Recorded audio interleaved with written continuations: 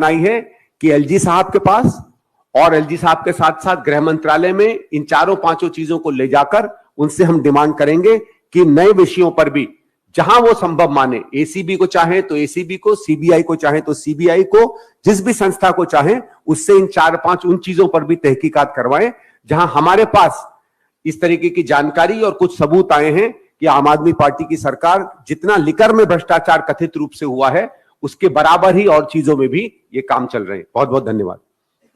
मनीष सिसोदिया जी अरविंद केजरीवाल जी के राजदार हैं। मनीष सिसोदिया अगर लंबे समय तक अंदर रहे तो मैं जितना उनका स्वभाव जानती हूं वो लंबे समय तक चुप नहीं रह पाएंगे। उनकी चुप्पी टूटेगी और उनकी चुप्पी अरविंद केजरीवाल की कुर्सी तक पहुंचेगी। क्यों? क्योंकि आपका नीति शराब नीति को लेकर जो भी फैसले हो रहे थे वो दिल्ली के मुख्यमंत्री की जानकारी में हो रहे थे, उनकी इजाजत से हो रहे थे, उनकी देखरेख में हो रहे थे।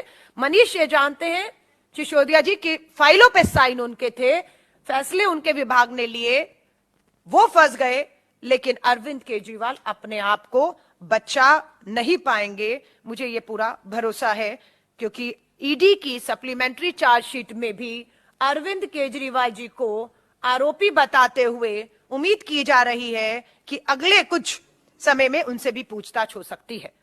यह एक अलग मामला है। हम इस मंच से दो ही बातें कहना चाहते हैं। यह शराब का मामला है, यह शिक्षा का मामला नहीं है।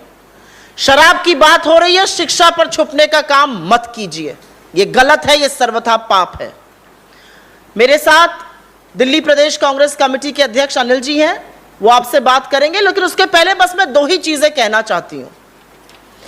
जब दिल्ली शहर में लोगों के सिर पर मौत का साया मंडरा रहा था और लोग बिना ऑक्सीजन के बेदम होकर तड़प तड़प कर दम तोड़ रहे थे, तब दिल्ली की अरविंद केजरीवाल जी की आम आदमी पार्टी की सरकार शराब की नीति पर काम कर रही थी। यह प्राथमिकता है इस सरकार की। इस सरकार की प्राथमिकता यह है कि 25 साल से उस वक्त जब कोरोना से यह शहर जूझ रहा था और त्राहिमाम मचा हुआ था, विफलता केजरीवाल जी की भी है, उतनी ही विफलता मोदी जी की भी है। उस वक्त शराब पीने की आयु 25 वर्ष से घटाकर 21 वर्ष करी जा रही थी। 3 बजे सवेरे तक शराब बेची जाए, खुले में शराब पिलाई जाए, यह काम अरविंद केजरीवाल जी की आम आदमी पार्टी की सरकार कर रही थी। शराब का घोटाला क्या है? शराब का लिकर स्कैम क्या है? लिकर स्कैम सीधे सीधे अब यह एस्टैब्लिश हो गया है कि कम से कम 100 करोड़ की रिश्वत ली गई है, कम से कम 100 करोड़ की रिश्वत।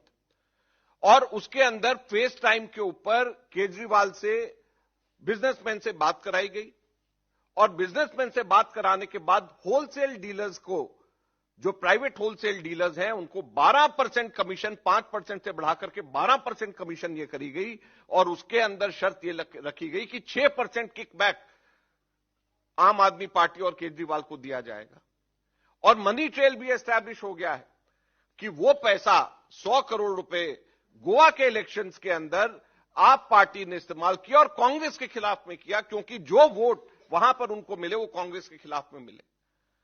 तो केजरीवाल ने कांग्रेस को हराने के लिए, कांग्रेस को नुकसान पहुंचाने के लिए केजरीवाल ने 100 करोड़ का स्कैम किया है और इनको कोई नैतिक अधिकार, केजरीवाल और इनके मंत्रियों को, जो जिनका नाम इसमें है, चाहे वो मनीष सिसोदिया चाहे सत्येंद्र जैन को, इनको कोई नैतिक अधिकार नहीं है कि अपनी कुर्सी पे एक सेकंड भी और रह जाएं।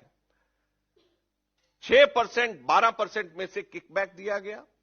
यह एस्टैब्लिश हो गया कि एडवर्टीजमेंट्स जो दिए गए वहां पे गोवा में, वो एडवर्टीजमेंट्स के पैसे इसी किकबैक से दिया गया है। ये ईडी के चार्जशीट में मेंशन है। यह एस्टैब्लिश हो गया है कि 70 लाख रुपए इनके वॉलंटियर्स को इसी पैसे में से दिए गए, जो जिन लोगों ने आगे सर्वे किया गया, वो मनी ट्रेल एस्टैब्लिश हो गई है। जब इसके अंदर प्रूफ आ गया है, जब मनी ट्रेल एस्टैब्लिश हो गई और पीएमएलए के कोर्ट ने थर्सडे को संज्ञान लेकर के चार्जशीट को फाइल करने के लिए ईडी को कह दिया है, तो उसके बाद में क्या नैतिक अधिकार केजरीवाल को है कि वो एक सेकंड भी अपनी पोस्ट पे रह जाएं? आज कांग्रेस पार्टी इनसे पूछना चाहती है।